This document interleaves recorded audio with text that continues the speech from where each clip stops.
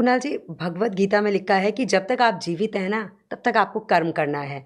आप एक कर्म करते हैं, उसके बाद आप दूसरा कर्म करते हैं। मेरा आपसे प्रश्न ये है कि क्या कोई एक ऐसा कर्म है कि सिर्फ हम एक कर्म करें और उसके बाद हमें किसी कर्म को करने की ज़रूरत ना हो?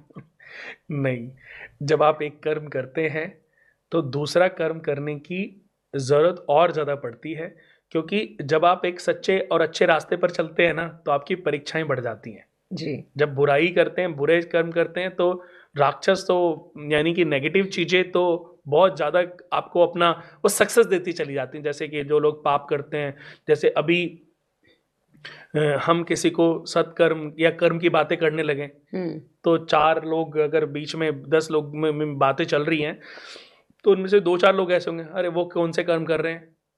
हुँ। राजनेता हैं, इतने करप्ट होते हैं, कितने करोड़ों रुपए कमाए जा रहे हैं, उनका तो कुछ नहीं बिगड़ रहा। हुँ।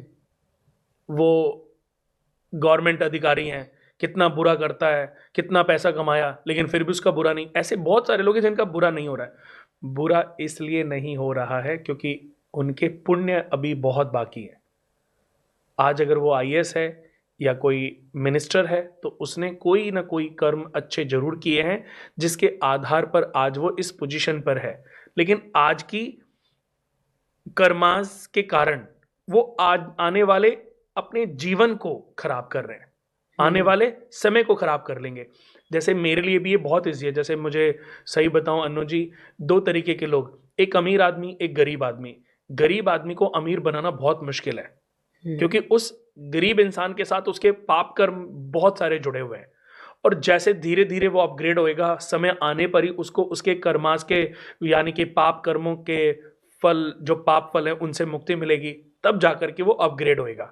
हुँ। यानी कि हज़ारों करोड़ों में से 1-2 लोग ऐसे हैं जो अमीर बन जाते हैं, पर दुनिया के सारे गरीब अमीर तो बन ही नहीं सकते। बिल्कुल। ये उनके अपने प्रारब्ध हैं।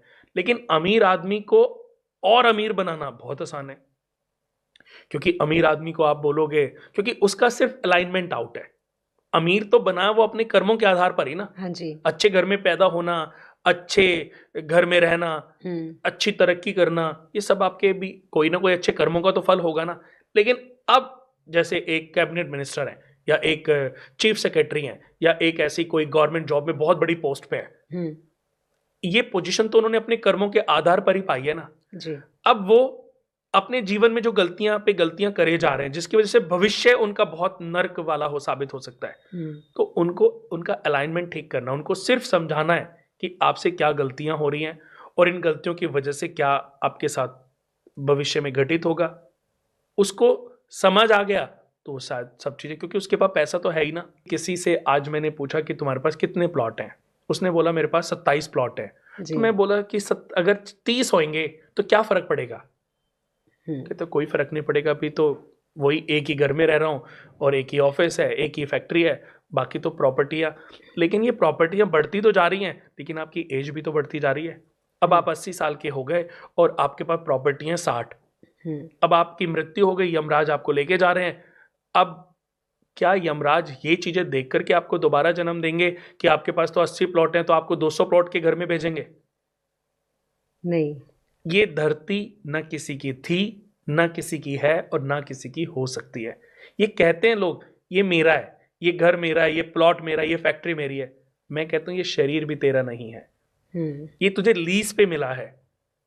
ये तुझे लीज़ पे मिला है। 70 साल के लिए, 80 साल के लिए, 90 साल के लिए, 40 साल में भी लोग निमट जाते हैं। जी। 30 साल में भी डेथ हो हुई है। 17 साल में भी ऐसी कौन सी एज है जिस एज में आपने डेथ ना सुनी हो?